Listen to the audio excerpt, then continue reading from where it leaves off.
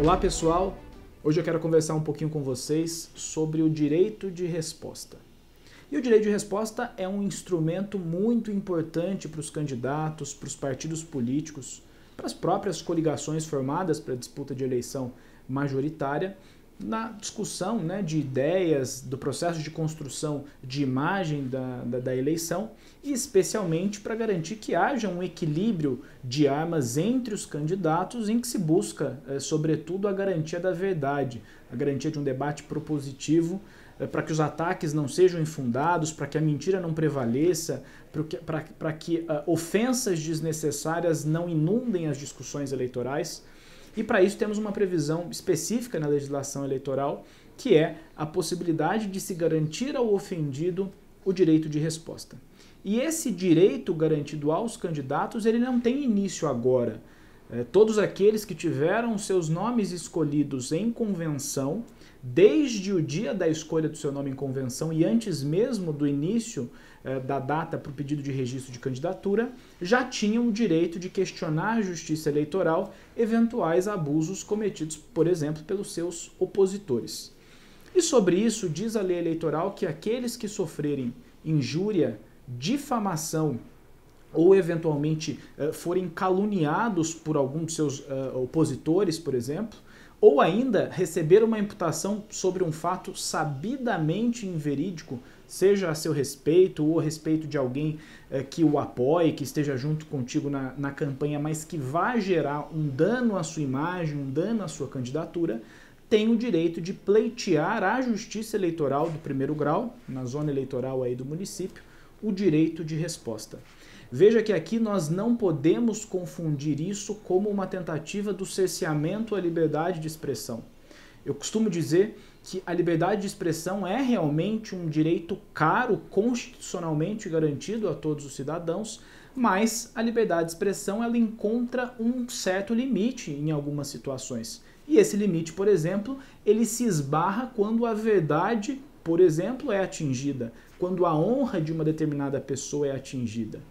Eu não posso aqui proibir o cidadão de criticar, por exemplo, um ato político, uma decisão política de um determinado candidato que apoie alguém que eu não gosto, que seja afiliado a um partido que eu acredite que presta um serviço à sociedade, ou eventualmente um candidato que no passado já sofreu alguma condenação e por essa razão eu, enquanto eleitor ou enquanto opositor, entendo que ele não é um bom quadro. As críticas, até as mais contundentes e as mais ácidas, elas são admitidas e, aliás, elas devem prevalecer no processo eleitoral, porque só assim o eleitor tem condição de conhecer toda a realidade posta a ele de opções, de candidaturas. Agora, isso não pode significar o extrapolamento. Eu não posso dizer, por exemplo, que alguém cometeu um ato criminoso sem que isso seja verdade. Eu não posso contar uma história omitindo trechos para que eu faça com que a pessoa, o eleitor, tome certas conclusões a respeito de um candidato que, no fim das contas, a omissão de um certo trecho traz uma conotação diferente. Então, para evitar essas situações todas ou a deturpação da verdade, eu tenho como garantia aos candidatos, aos partidos e à coligação o pedido do direito de resposta.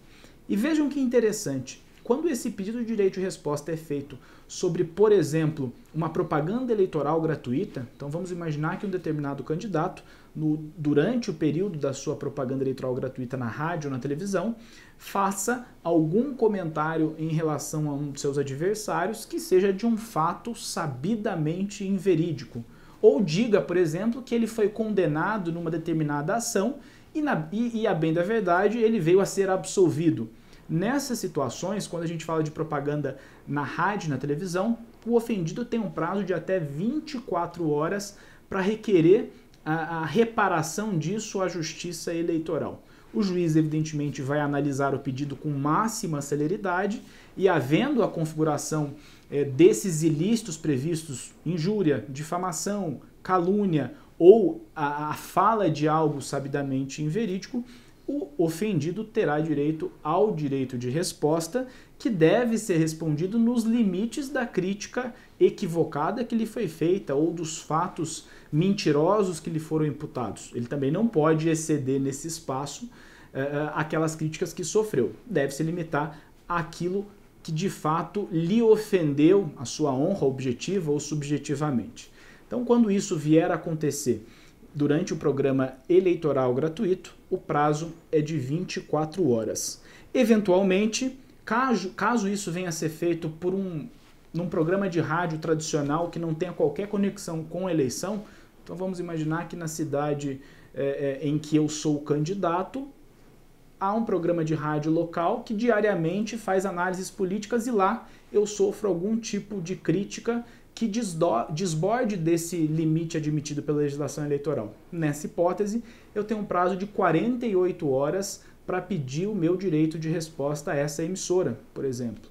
E, numa outra alternativa ainda, o caso envolvendo a imprensa inscrita.